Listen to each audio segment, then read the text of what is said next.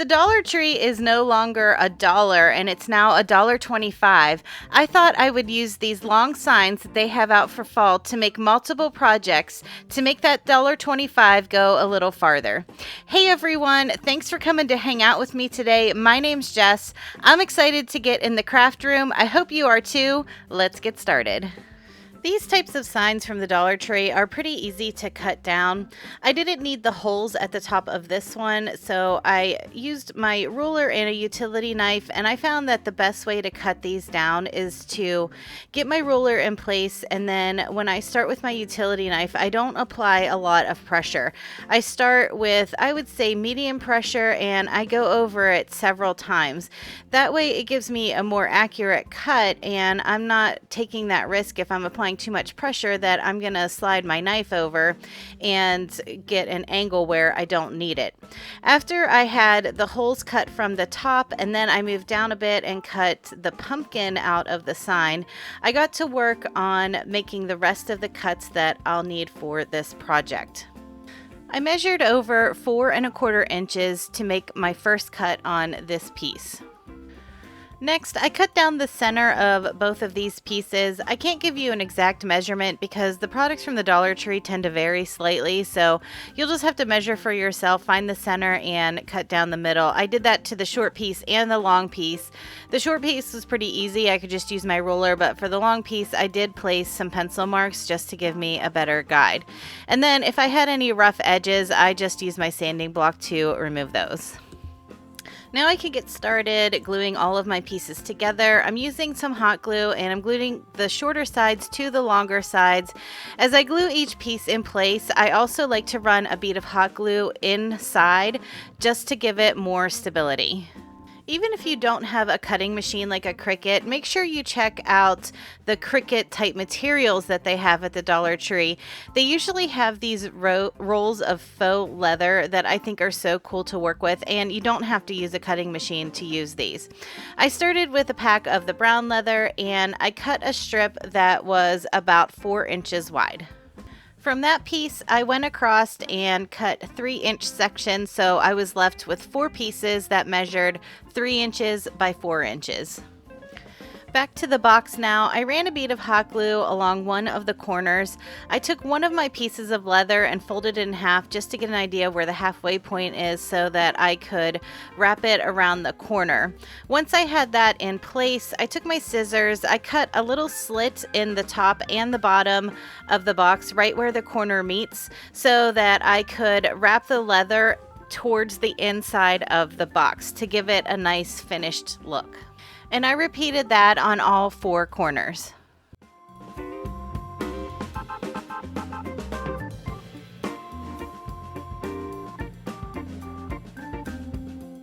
These packs of leather words that they have at the Dollar Tree this year are so nice, and I was so excited to get them at my store. They have them in 2 different colors, a lighter brown, a darker brown, but if you can't find those at your store, usually they carry these metal words also, and I think they're a great addition to this type of box. I grabbed a pack of the darker brown words and I decided to put the word grateful on mine. I added a few dabs of hot glue just here and there, and I placed it on the front of my box. I wanted to fill my box with some flowers, so I needed to create some sort of bottom to hold everything in place. I grabbed 4 of these mini wooden cubes. You can find these at the Dollar Tree. I hot glued 1 in each corner, leaving about a 1/2 inch space from the bottom of the box to where I put the little block. And then I cut down a piece of just plain cardboard and I filled that in the bottom just by placing some hot glue on each of the blocks and then laying the cardboard over top. I filled in my box with a few pieces of floral foam and I got to work on arranging the flowers. I started out with some of the taller ones in the back and then I kind of staggered my way towards the front, going shorter as I got to the front. That seemed to work out pretty well for me. Sometimes I struggle a little with flower arranging, but this one turned out pretty good in the end. And then as a final touch, I tucked in a few small pumpkins as well.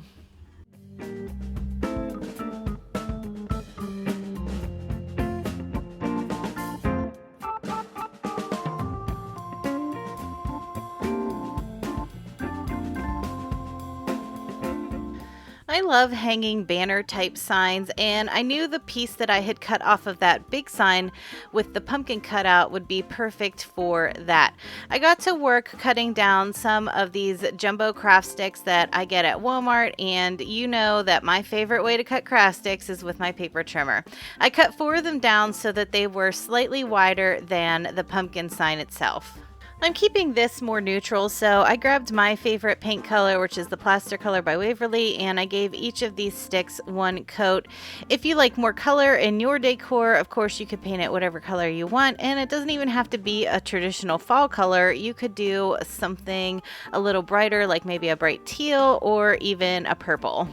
Once my paint had dried, I grabbed 2 of the sticks that I had already painted, and I hot glued a piece of this black and white gingham ribbon across the center. Now I only needed to do that to 2 of the sticks because the other 2 sticks are going to be on the back side, and I knew you wouldn't see them anyway. I used hot glue to attach all of my craft sticks, so I started in the front. I ran a bead along the front and added the sticks with the ribbons first. Once those were in place, I flipped it over and I added hot glue to the back, and I was able to line the back sticks up with the front to give it a nice finished look. I decided to keep the embellishing on this sign fairly simple. I tied just a plain shoestring style bow with some of that same black and white gingham ribbon. I dovetailed the ends, and then I hot glued it into the one corner of the sign. For the hanger on my sign, I decided to grab some jute cord. I glued one end down to the back side, and I used a piece of clear tape to secure that in place. Then I added 10 of these wooden black beads that I had in my stash. I moved 5 to one side, 5 to the other, and I hot glued the other end of the jute in place, and it made a really cute hanger.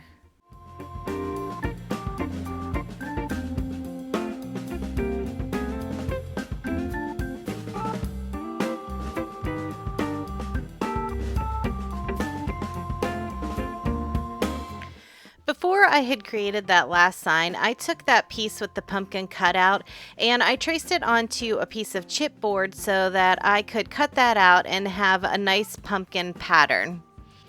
I used that chipboard pattern and I cut out 6 pumpkins on this heavy-duty craft-colored cardstock. As I was cutting around the pumpkins, when I got to the stem part, I kind of changed it up a little. You could cut the stem just how you traced it, but I decided to move my stems in different directions. Some of them I made a little bit wider than others. Some I made longer and skinnier. I just wanted a little variation between all of my pumpkins. You can see here how all of the stems are just a little different from each other. I grabbed this metallic marker from the Dollar Tree. I don't think it's really metallic. To me, it just looks like a white paint pen or a white chalk marker, but it was perfect for what I needed it. I went around the outline of the pumpkin using some squiggly lines and some dots. There was no rhyme or reason to how I was doing it. And then I went through the centers of the pumpkins to create those lines that pumpkins naturally have on them, and I did the same thing. I kind of did some wiggly lines, some dots, and I just left it be as random as I could. I didn't want a perfect pattern going around any of these.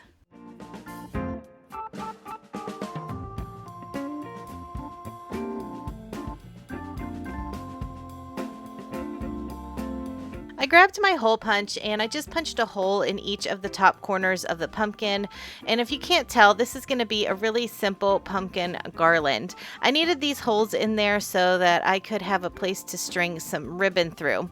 I think this project would also be a great thing to do with kids. If you wanted to, you could cut the pumpkins out, let them cut them out, and then they could go to town just decorating them how they wanted to. They wouldn't have to do the white lines. They could draw on them, put stickers on them, write their names on them. I think they would have a really fun time with this.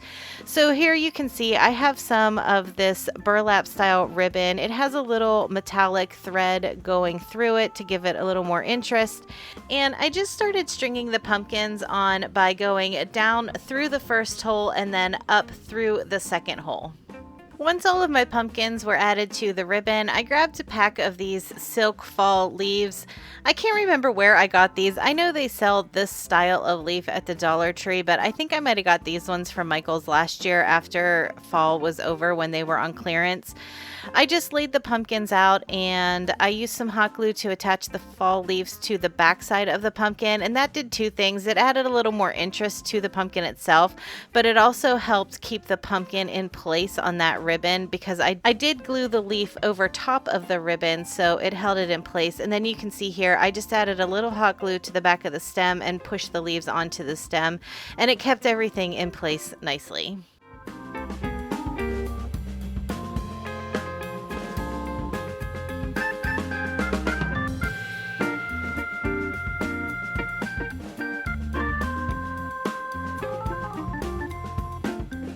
I do have two more projects to share with you, but if you like this video so far, please consider giving it a thumbs up.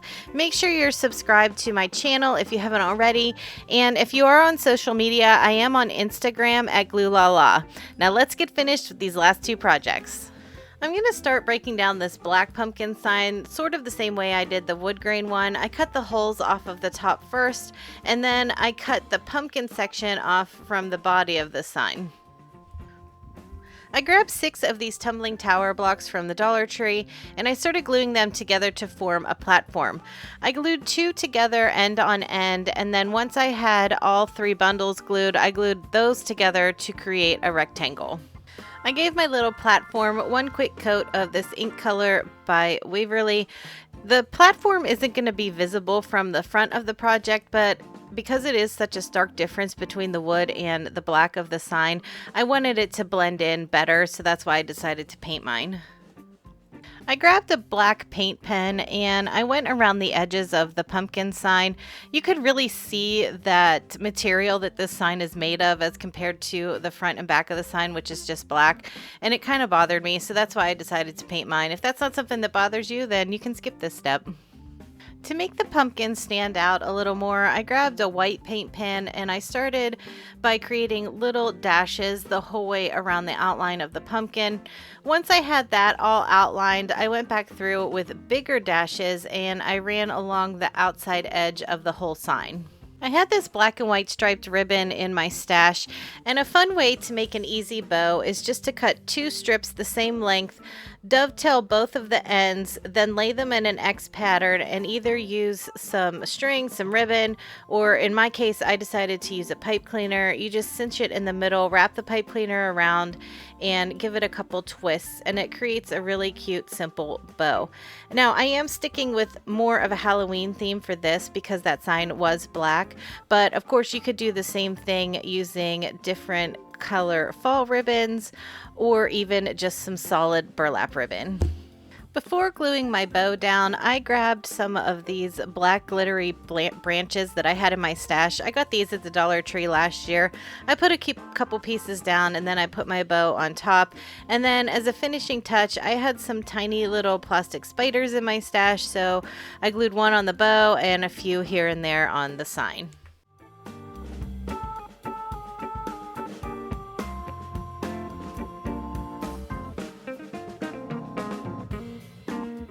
Now I was ready to attach my platform to the back. I ran hot glue along one edge and I lined it up in the center of the back and I just glued it to the bottom. This acted as a little stand for what I'll show you in a second, but it also helped the sign itself stand up. Now here's where things didn't go as planned. I grabbed a pack of these LED lights from the Dollar Tree. There's only 10 lights on this string, and my original idea was to use that little platform so that I could set the battery pack on there and then place the LED lights along the back side. And these are purple LED lights too, by the way, because I wanted to have a purple glow coming out of the back of the sign. But after I had everything in place and I turned the lights on, they were so dim you couldn't see any of the purple light shining through. So in the end, what I ended up doing was just adding a tea light to that platform instead, which still looked kind of cool because you could see the tea light coming through the pumpkin. So my word of advice is don't buy these LED lights from the Dollar Tree because you won't be able to see them.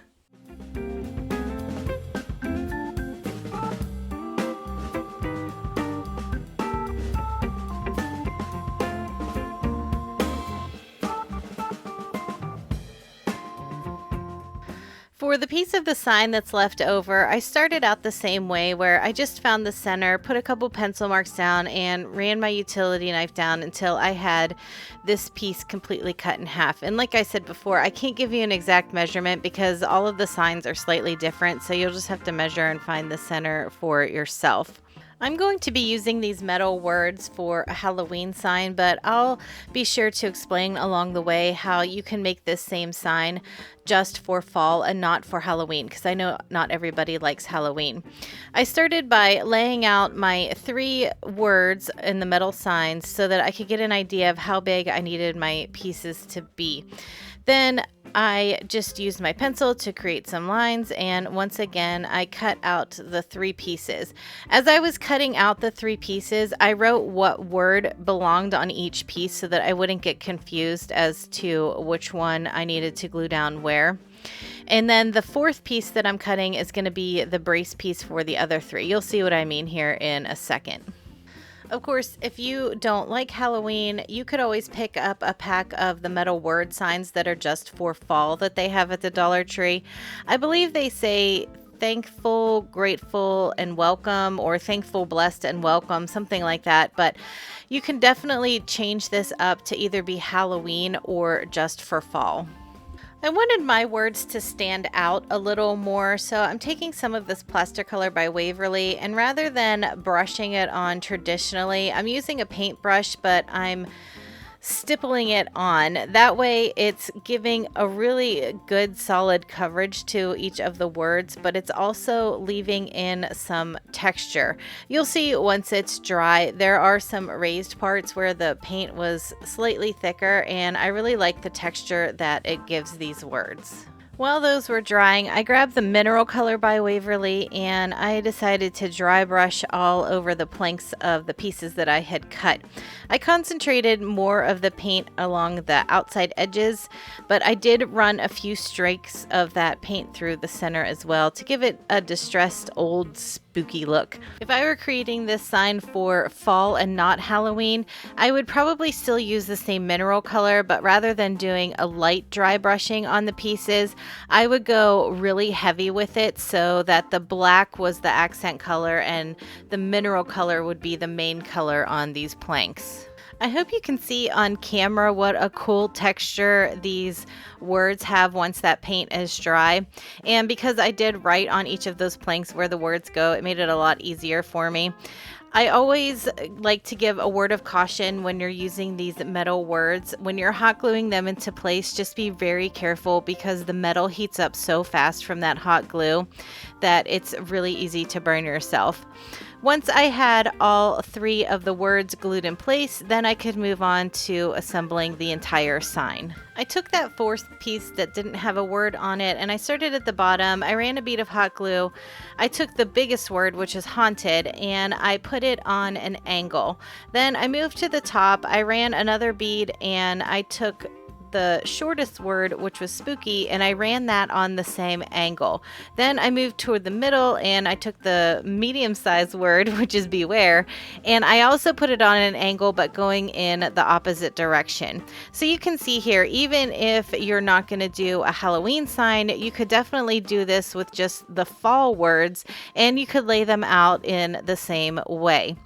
Then I got to work on decorating my sign. I had some more of those black glittery branches in my stash, and I wanted those to be seen from the back side. That's why I flipped it over, and I just added some pieces here and there along the back so that you could see that glitter branch through the backside to the front.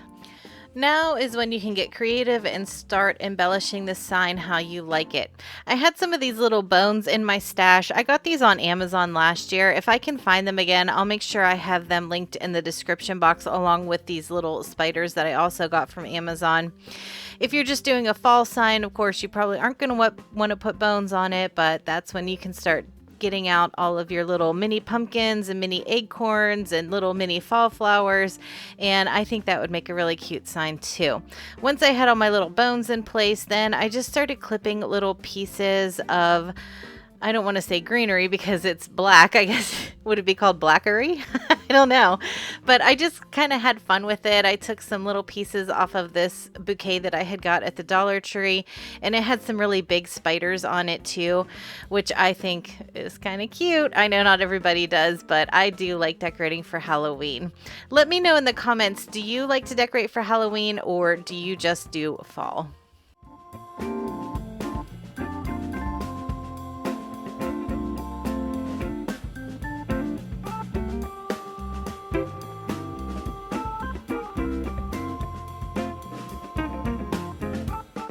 Thanks for hanging out in the craft room with me today. I left some videos on the screen that I think you might like. I hope you have a great week, and I'll talk to you in the next one. Bye.